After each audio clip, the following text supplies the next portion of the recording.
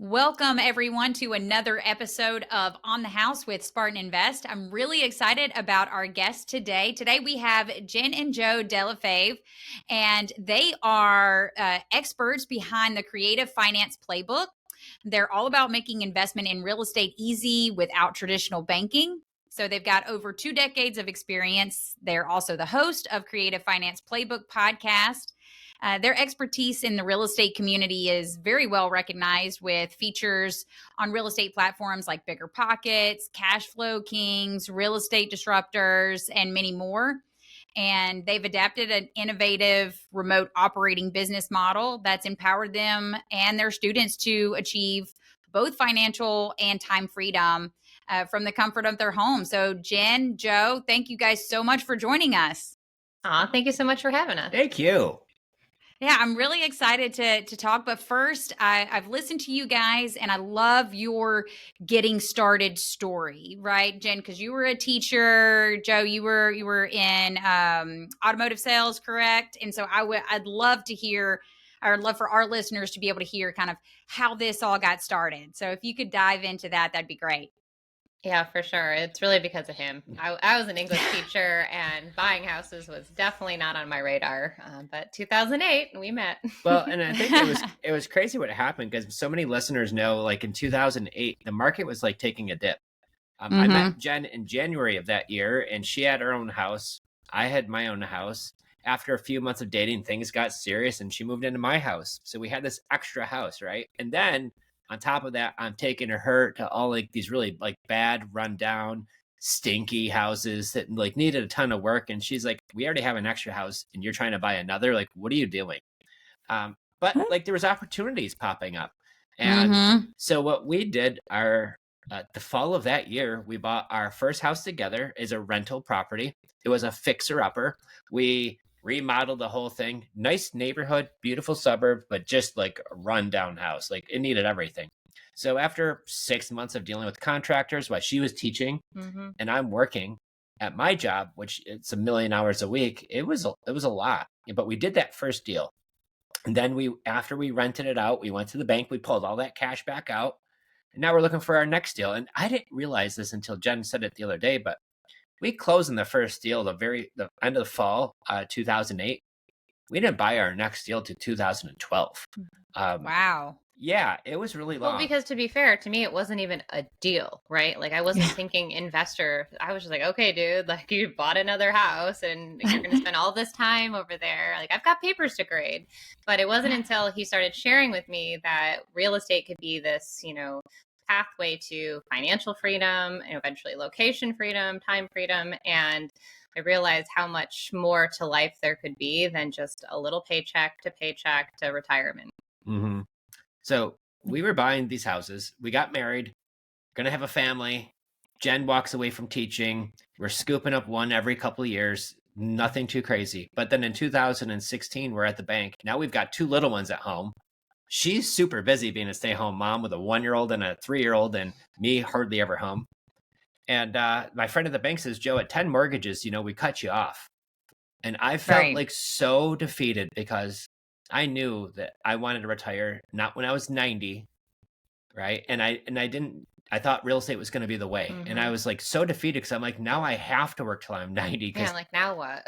Yeah. Right. So I went down the rabbit hole and I started stumbling upon how to buy real estate without using banks, without needing credit, which I had good credit, but I didn't need it now. And without having to come up with 10, 20, 30% half down. Like I didn't need to do any of that.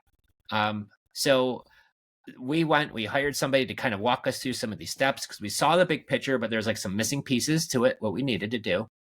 And I will tell you what, the very next deal that we did was like 2 months later after we hired our coach, and we bought a turnkey house. This was the first one that we bought that didn't need any work, like no contractors needed. They left like an old couch behind, but that was okay. And we bought this one with owner financing. Now, the seller inherited grandpa's house, lived an hour away, rented to a coworker. He wasn't making any money. He's like, "I just want this thing sold, and I don't want some low ball offer. And it's in good shape." So it didn't qualify for that half off because it needed the roof and all that. So once we we agreed on the terms, which was we'd pay his price, but we were going to buy it with seller financing, which means I bought it with only $100 down. Right? And when I met the seller at McDonald's, because I met him somewhere really fancy, right? Yeah. to do the paperwork, just for like the purchase and sale agreement, I was like, hey, take the $100. He didn't even want it. I had to force him to take it because I knew he needed to have an earnest money deposit to make the deal real. And he was like, no, you guys are the best. I don't want your $100. You can keep it. I'm like, take your wife out to dinner. But we did the deal. $100 down. He didn't charge us any interest. I had a 0% mortgage with a $500 payment. This is a turnkey house in New York, 10 minutes from where we live, which was just like earth shattering. Yeah. The day I came home, I came home from McDonald's and I was like, honey, look at this. We have a cheesing picture of him holding up this agreement. And I'm like, no way. I would bet. Yes, that is a unicorn. My grin was like from ear to ear. So we did the deal. Shortly after that, probably 30, 45 days later, we closed on the property. Now we own it. Mm-hmm. We paid probably I think it was like $3,500 in closing costs. Around there, yeah. So for $100 down, $3,500 in closing costs, turnkey house with a $500 payment and no interest. I was like, sign me up for 100 more of these, right? So what we then also learned was the lease option or the rent to own strategy. Mm-hmm. So the neat thing about that was we actually had our renter move in and they gave us $10,000 to move in. So then when I started sitting there doing the math, I'm like, wait a minute, I paid $3,500 in closing costs plus the $100, paid somebody to paint some of the rooms and take out the couch. I was like, I just got paid to buy this house. And not only did I get paid to buy it because my renter gave me such a big deposit for moving in. So we got several thousand were up, but then we were also making $500 a month in cash flow.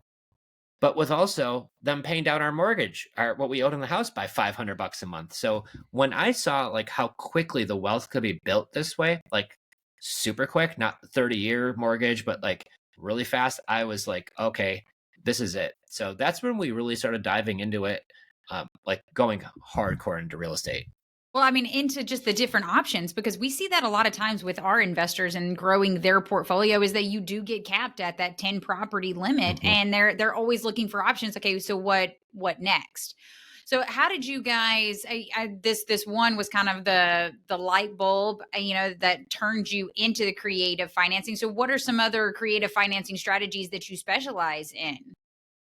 Yeah, so that was a free and clear property. So he didn't have a mortgage, so we could just negotiate all the terms there. And then really we took the 5 rentals that we did have and we turned those all into rent to own. So we were able to raise a bunch of capital on the previous properties we already had. And then, really we've just done so much more, even with properties with mortgages. Yeah. So the next one that we did was, if you remember, she reached out to us. She's like, I see you guys have rentals and rent to own, but do you buy houses? I said, yeah. She's like, well, she owned her own house. She met a guy, moved in with him, started a family. I was like, that sounds like me and my wife. Sounds a little familiar. But she's like, she had her house rented to some people and they moved out literally in the middle of the night, left it a mess. And she's like, I never want to go through that again. I want this sold.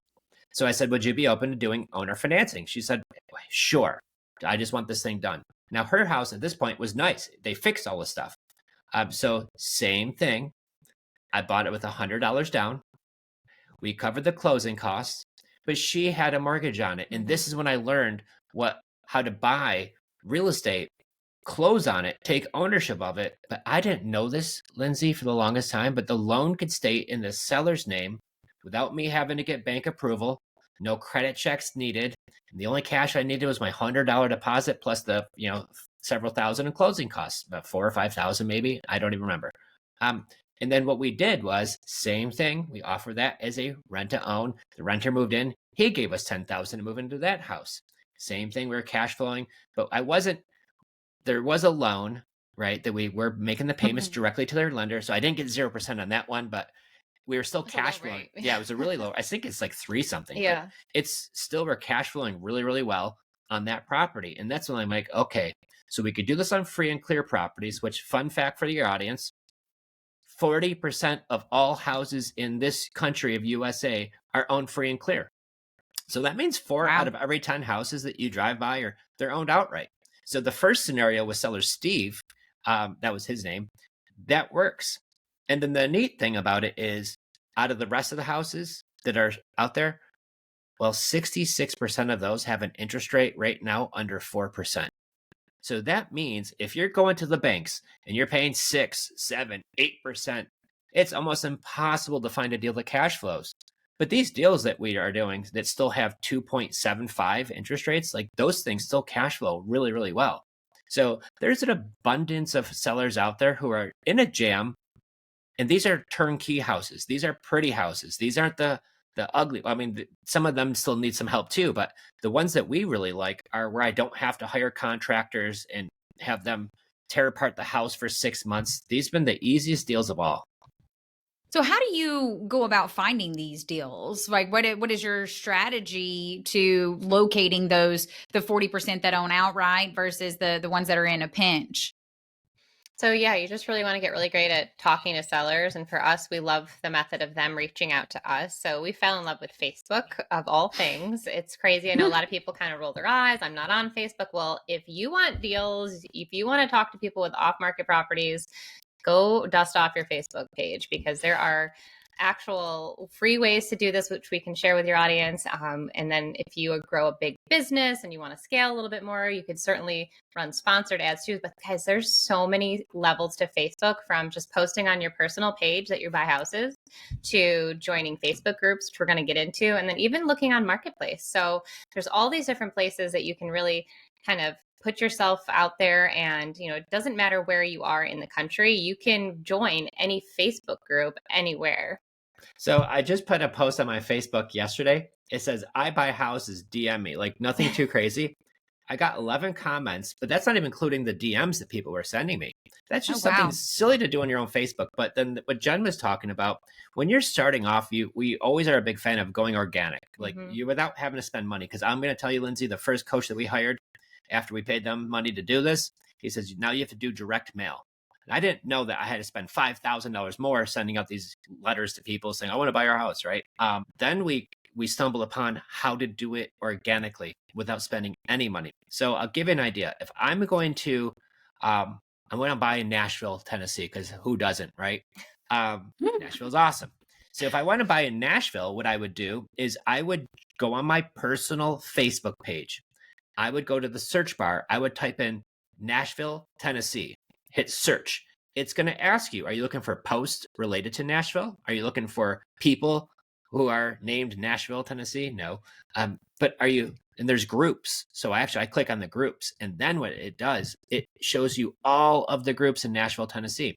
And it could be Nashville garage sale, yard sale, Craigslist garage sale, you know, on Facebook groups, they have them all. I Heart Nashville. I Heart Nashville, Country Nashville, Nashville singles looking for So these aren't real estate groups. These are just places that people are hanging out online, right? Like they're like the community forums.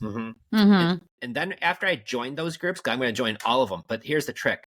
I join the ones that have 10,000 people or more. Okay. So if they have 50,000 people in them, oh, that's going to be like click, right? And then I join the group. And then we go inside of the group and I make a post. And I'll tell you exactly what it says. So your listeners could actually start generating leads today when you hear this. Okay. It takes zero money and takes really very little effort. It takes about 2 seconds. After I join the group, I'm going to make a post in that group that says, you're going to want to write this down if you're listening. Does anyone have a house for sale that's not market ready? I'm looking to buy one in the next 2 to 3 months. Now, before you hit before you hit submit, you want to change the background color, make it really stand out, right? You can make it blue, you can make it pink, you can do yellow. Don't do the poop emoji because it doesn't work as well. Do you know from experience? I tried it one time and they're like, what is, hey, you got to have some fun. I thought it was going to be like, people are going to laugh, right? They're like, what is this? But either way, the blue really works. The pink really stands out well. But here's the thing. People are going to start commenting on your post. Those comments, there's deals there. You just got to send them, hey, sending you a message, and then DM them. Or they're going to send you a message. And here's the thing. You got to look in your message request folder in Facebook Messenger, because if you're not friends with them, it doesn't just pop up in your Messenger. There's a special little folder that says message request where strangers are going to send you a message. I opened mine the other day. I had a ton in there. And then I just start having some casual conversations with them. We ask the 10 questions that we ask every seller, where the way that we do it is the seller actually gives us all the important information that we need to know, but they actually even make us the offer too. Mm-hmm. And that's what I love. So we filter out all the low motivated people or the tire kickers, and we really want to spend our time getting on the phone with the best ones, the good ones, the highly motivated People who actually have a house they need to sell. Yeah. Right. Yeah, and I completely agree as far as the coach's standpoint, because you talk to a lot of, lead generation. It's like, hey, you need this platform and you need to do direct mail, billboards, radio, tele, there's just a wealth. And you're right, that can cost a lot of money. And it's so hard, especially these days, to get an exact return or a good rate of return on the investment of marketing, such as your postcards, your billboards and stuff, because you just have to hit all of the people. That's the strategy, right? You got to hit them 13 times now in order for it to be effective. So just targeting very specific groups of Facebook is genius. And I love that. That's a great idea. And it doesn't, like you said, it doesn't cost any money. So anybody can jump on there and do that. Well, the cool thing about Facebook, there's like 10 million different Facebook groups. Mm-hmm. So as good as Joe and Jenn are, we're never going to hit them all. And there's like 72% of the population's on Facebook. And then I think, with that, it's when you're first learning, there's so many things to learn, like anything, right? Like you have to learn so many moving parts to it. So if you're spending, because I know when we spent the 5,000, like we did one deal out of that batch, but I'm sure that there were more in there that we just didn't have the exact know-how or the speed to lead in time, like all the little things that we now know as experienced investors. So if I had known this strategy, oh my gosh, like holy cow. So how many current properties do you own and you're cash flowing off right now? We're close to 30. Yeah. Oh, that's fantastic. How many markets? Florida, New York, Pennsylvania, soon to be Virginia. We've had Virginia. The latest Virginia. So here's the thing. I like to surprise my wife. I'm like, oh, by the way, we're buying today. Like, by the way, Merry Christmas. This is your present. I would love that as a Christmas present personally. Yeah. I'll take that all day. Well, then now we know what to get you for Christmas, Lindsay. Yeah. That's right. Just a property. Deal. That's great. I'll take it. So we've done deals from North Pole, Alaska. We went country, across the whole country. And then what we've realized where we really kind of zoned in on some of the places we really like. Now we do this all virtually. We don't go to the properties. I never see them. What technology with your phone, I could either send somebody to do the walkthrough, but I'll give you an example of one we just did. We closed on it 2 weeks ago. It's in Florida, New Smyrna Beach. This property is 2 years old. It was just built in 2022. And the folks living there got their job transferred to Texas. Husband's already in Texas for the new job at the new house. Wife's packing up the rest of the stuff and they need to sell. They don't have much equity. So when we offered to buy it and we're just going to take over their existing mortgage, he was like, give me 12 grand down and you could do it. Mm-hmm. And now it's like done because my payment with taxes and insurance and all the goodies is like $1,900 a month and it rents for probably about $2,500. And it's a 2-year-old house with the solar panels. I mean, it's gorgeous. It needs nothing. And he just left us the nicest review yesterday. I just saw that. Aw. Go Derek. Yeah. Shout out Derek if Thanks, you're listening, Derek. Thank you, Derek, for the online review. Yeah. Well, so with doing it all virtual and not traveling to all these places, how do you grow your team and find those people in those markets to go assess your property and give you all of the necessary boots on the ground information? Yeah, I think it was really the pivotal moment for us was COVID. So we were from upstate New York, everything shut down. And that's when he walked away from his dealership job and we went full time. And we were kind of forced to use Zooms and FaceTime and rely a lot on that.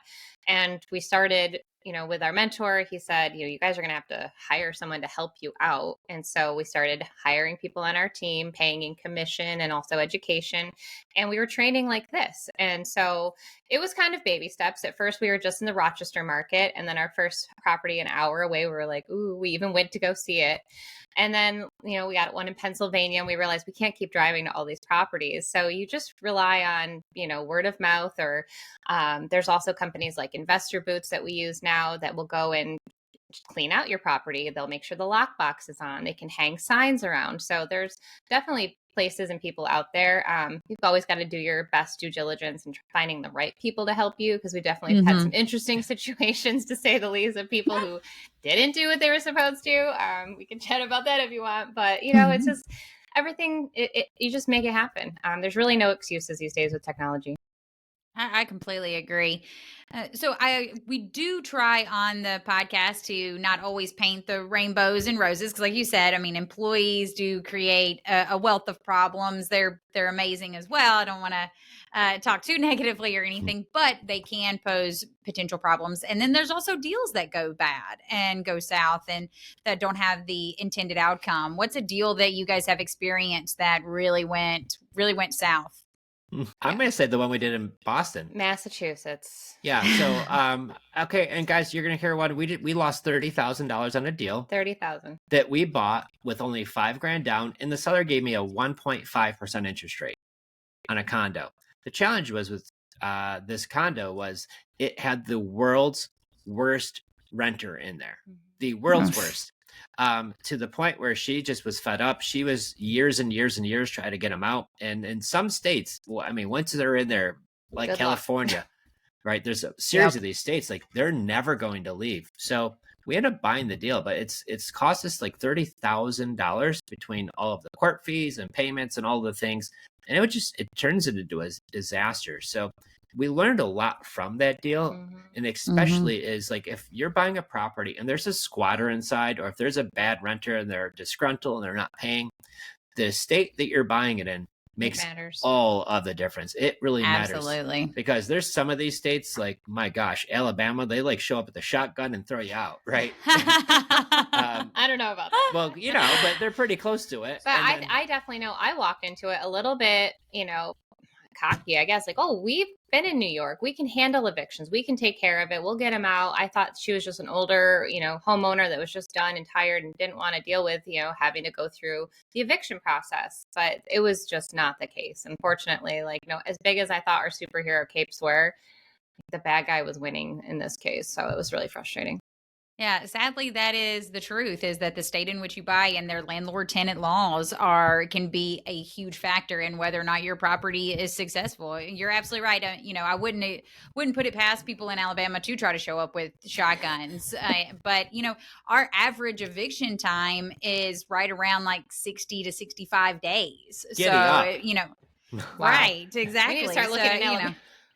And it varies, and I think right now we've seen those grow longer if the tenant declares bankruptcy. So that's something that we've been struggling with, and that's hurt our eviction time, is that if they go into the eviction process and then declare bankruptcy, that is a loophole that it will extend that process. But that's what our average is. And like you said, in New York and California, that's just not the case. And a bad tenant can very much hurt a deal, but that's why you need the multiple of properties, so the one doesn't affect the many, because there's been a ton of properties that we've lost a lot of money on. There's been a ton that we've done well on. So it's definitely a give and take.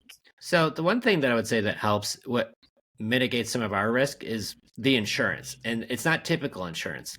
When we offer a lease option or rent to own, our renters, when they move into our property, because we inherited this one, right? Yeah.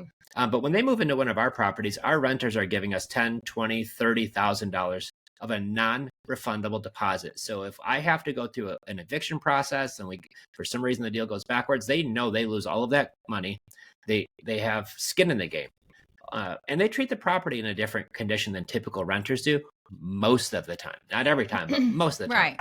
So that you give somebody $30,000. They're going to behave a little bit differently, right? So absolutely, I do like that. Yeah. So if I'm going to buy a property with somebody inside of it, you're right, Lindsay, the state matters. Yes, it does. What would you say, how did you get to the point where you're negotiating all virtual? And I know, like you said, the possibilities are endless, but negotiating those deals not in person, how do you guys kind of maneuver that and build that rapport with the sellers to do these creative financing deals? It's all you. You're the negotiator. He's the one talking to the sellers. So I think the real key to it is we ask great questions. I've learned from a lot of great negotiators, and what you'll realize from the master negotiators, they just ask questions. They're going to ask you questions, and they're going to get you to give them some answers, right? And the way that we've worded our questions, the seller makes us the offer.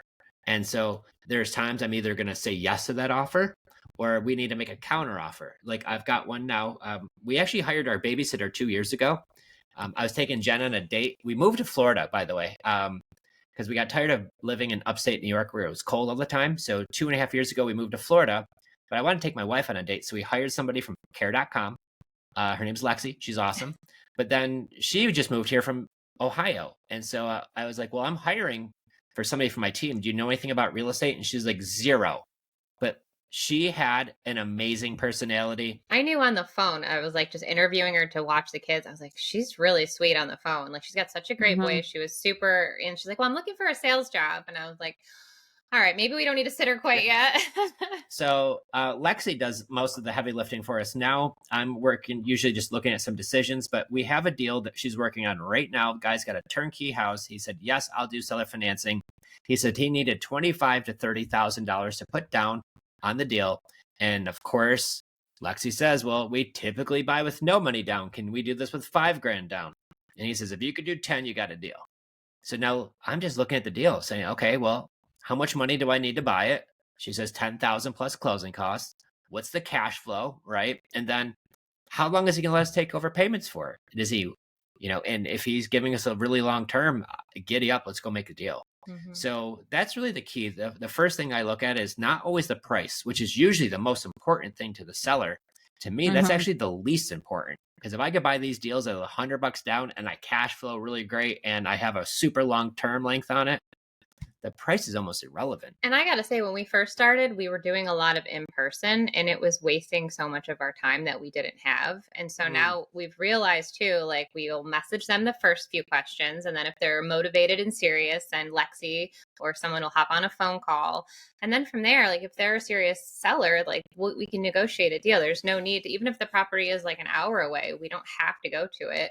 So I think that was, some people kind of get caught up in that. But, if someone's serious on the phone and they're truly motivated, like you can do a virtual and then you just get a DocuSign and pull that up and walk them through it on the phone. I mean, everything can be done from your desk at home now. It's insane. Yeah, absolutely. And I do love the fact that the price is not the centerpiece, because I think that a lot of times in real estate negotiations, that is the mindset, is that, hey, I've got to get at this price. I've got to buy it at this price. This is the only price where my numbers work. And instead of going there first, you're asking the questions and finding out kind of the why of the seller situation, and then kind of backing into whether or not it works for you. And if it does, great. And it doesn't, okay.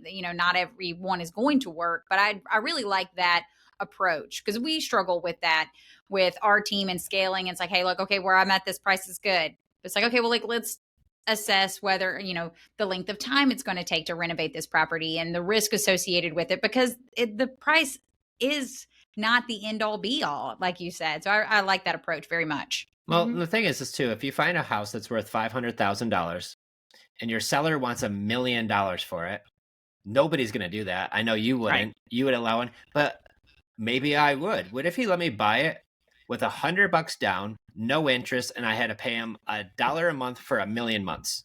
And it's turnkey and it's beautiful, right? Where's that deal? Right? Then do I overpay for the house?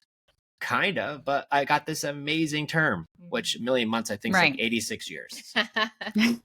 So, or whatever that is. But so that's, but still, yeah, that's a great case point though. Yeah. So that's the kind of thing about it where I've found that to be, they're thrilled they got their number. I'm thrilled we got great terms. And this is how you're actually creating win-wins for your sellers. Win-win. Absolutely.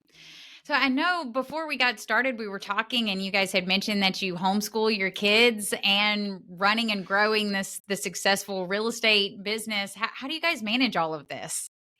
It's a work in progress. It's definitely not, I see on Instagram the perfect homeschool family around the fire and, mom's just stirring cookies in the kitchen. Like, no. Okay. We'd sometimes have like a peaceful morning with pancakes and sausage. And other times it's just a little more like, hey, did you do your homework yet? Like, I'm working on this. Mom's in a podcast, but it's a Google Calendar and it's really setting boundaries and delegating a lot and hiring the right people, having a team. Honestly, we wouldn't be where are today if it weren't for, we've got a house assistant who's really helping out so she can take the kids to meetups or run them to the library and do some little things like that, plus help with laundry, dishes, and that kind of thing. And that was a hard hire for me because I was a stay-at-home mom and I enjoy doing those tasks, but I also know like that's not an income producing task for our businesses. So it's really looking at where your vision is and where you're aligning with your goals and trying to get there, and just kind of rework. Like it's never just perfect, right? It's always a work in progress and trying to tweaking what works better. And I'm always up for more time management tips. That's for sure. You know, I gotta be.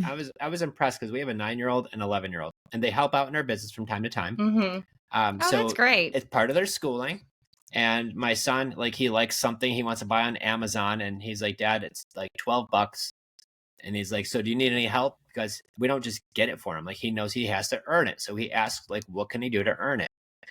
So I think getting them involved with your business is crucial. And kids, they're willing to learn anything that you can teach them. And he wants to be a part of it. Like he's going to Arizona in a few weeks, and he's like, "Dad, why can't I come?" And we're like, "But like, yeah, I'm not going, so like, there won't be childcare if he goes out or what, you know." So it's just like he's so like our little guy is so invested in this already. Yeah, he was like, "Can I come? Can I come?" Because we're doing like, I'll be doing some real estate stuff out there, and he's 9 years old. Yeah. Asking about our entities, what's an LLC, and our daughter, she's just as smart too. Like she pulled up Zillow and she'll check to see if the house sold for one of the sellers from the CRM, and so like they pick up on anything that you're willing to take the time to teach them, and that's really the beautiful thing about homeschooling. Absolutely. And you get to focus on the things that you know are going to help them be more successful in the future. And I think that that's something that gets missed a lot of times, is just that financial education that you need to have those conversations and those lessons with your kids, because you're absolutely right. They want to learn whatever you're doing, they want to be a part of until they reach a certain point, and then they don't, so you want to take advantage of while they're still the sponge age. I really like getting the children involved at a young age in real estate and future financial decisions. Mm-hmm. Well, they don't teach how to make money in school. They don't, unfortunately. And it's really sad. It is. And that's, we try to, same, I've got 3 kids, and we try to focus a lot of time and energy on, hey, there's a difference between, jobs, investments, et cetera, like what education you want, what's the return on that education, and having those conversations, because that the going to school, college, the 401k, that's not necessarily always the best vehicle for your future success. Yeah. Spot on. Yeah. Yep. So how do you guys educate other sellers on this? Are you guys out there? Do you have students, or do you work with other investors to try to show them this way? Yeah, my passion, I was an English teacher. So from that teaching background, I love sharing everything that I can to empower others. And, again, during the pandemic, we really took to social media just to share our journey and how we're going about everything. Well, and I think it was one of our coaches' fault that we even got into that, because he was like, "Joe, Jen, if you're going to do this full time, like, you can't do it on your own." So we started bringing on some like interns almost. This was back in like the summer of 2020. And one of the guys was a 19-year-old pizza delivery guy. The other guy was a 22-year-old bartender. And that's when our life really changed, because we went from doing one deal every year or two to now doing a deal every month. Mm-hmm. And we were just an open book, and we trained them. And then we started bringing on more people to the team. Then we started hitting like 5-6 deals a month. And then things started to really kind of take off. So then like we had real estate investor friends like, "Hey, can you teach us how to do this?" And like, "Hey, listen, like we're busy. We got a lot of stuff going on." But then it became like this growing, like, "Hey, please teach us." So we started just like a program, just walking everybody through step by step of exactly where to get started, because there's so many things to do, but where to get started and what's that whole process look like, and then helping them. And then because of that, we had so many clients do so amazing. Like 3 of them now have been on Bigger Pockets, like long before us. One just wrote a book with them. And I think from just sharing the success and showing what's working, and then they start implementing these strategies into their business, like it's just been the most amazing, awesome thing ever. Well, because too, when I started learning terms in 2017. I just remember like wanting to pull my hair out. I was like, what does this even mean? It just sounded like a foreign language. And he had a little bit better of a background, dealing with banks or, the car business and just having just a better understanding overall, I felt. And I was like, I learned about like Shakespeare, Jane Austen, and none of that is applying to this. And so when he talked, I learned how to kind of like break it down into a simpler format. And then with that, it was a step-by-step process. And I think teaching seventh grade English really did help me just kind of not water it down, but just simplify things for other people. Like, I can do this too. It's not as scary and crazy as it may sound with these big bad investors and all of that. Like, it's just helping people, asking the questions, and then just being super consistent day after day. Mm-hmm. Well, thank you so much, Jenn and Joe. I really appreciate you joining us today. If any of our listeners want to get a hold of you or learn more, what's the best way for them to get in touch with you?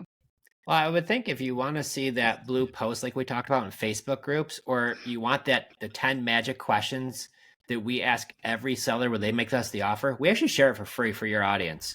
So if they go, great. if they go to our website, creativefinanceplaybook.com, creativefinanceplaybook.com, you could get the script for free. It's the same one that our team uses and our clients use. And it's the same post that we talked about. There's a little bit of instructions on how to do it the right way. So you could get some leads, start having some conversations with sellers. And that's really the key. And then if you have one of these deals, or you're working with somebody where if you have a seller and they just want too much money for their property, we could talk to them about terms. So if this sounds like you have somebody, reach out to me on my cell phone. I love to be able, I'm a deal maker and I love to help. So my cell phone number, this is my actual cell phone number. So if you call me and I answer, don't be all surprised, because that's going to happen. It's 585-207-2240. So that's my cell, or just shoot me a text, whatever. And I'd love to connect and see how we could help. All right, Jenn, Joe, thank you so much. It was great speaking with you. And that's On the House with Spartan Invest.